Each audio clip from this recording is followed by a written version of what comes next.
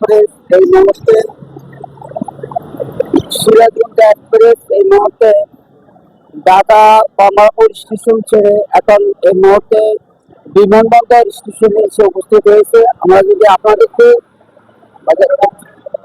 আপনাদের আজকে এই সিরাজগঞ্জ এক্সপ্রেস ট্রেনটি দেখাতে যায় তাহলে বলতে হয় আমরা দেখতে পাচ্ছি এই সিরাজগঞ্জ এক্সপ্রেস ট্রেনটি মূলত ঢাকা থেকে বুকিং নিয়ে এসেছে।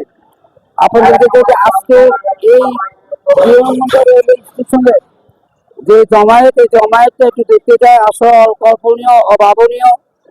আমরা প্রত্যাশা করিনি যে ঈদের পরে এত লোক এখনো বাড়িতে, দেশে বাইরে যাওয়ার জন্য প্রস্তুতি নিচ্ছেন। সম্মানিত গাইজ, আপনারা দেখতে পাচ্ছেন সিরাজগঞ্জ এক্সপ্রেস ট্রেনটি এই মুহূর্তে ঢাকা বিমানবন্দর রেল স্টেশনে উপস্থিত হয়েছে।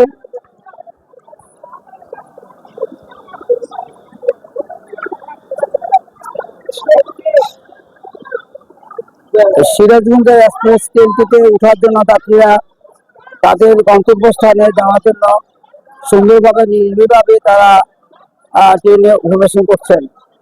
ভাই, আপনি বলেন তো, কোথায় আপনি যাত্রী, ট্রেনের যাত্রী? কোথায় যাবেন? টঙ্গীতে যাব। জি, এটা এটা লোকাল ট্রেন।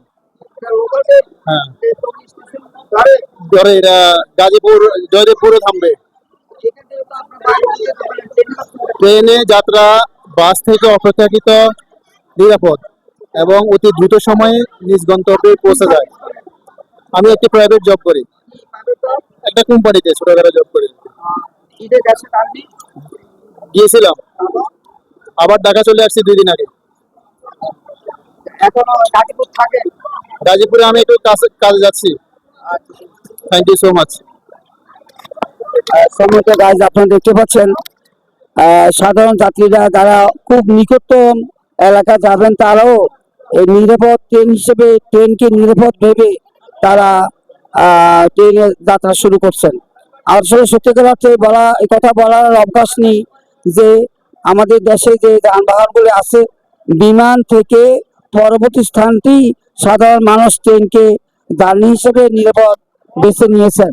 আপনারা দেখতে পাচ্ছেন এই জামালপুর এক্সপ্রেস ট্রেনটি এই মুহূর্তে কমলাপুর স্টেশন থেকে ঢাকা বিমানবন্দর রেলওয়ে স্টেশনে এসে উপস্থিত হয়েছেন। বাবা, কোথায় যাবা? টাঙ্গাইল। টাঙ্গাইল যাবো।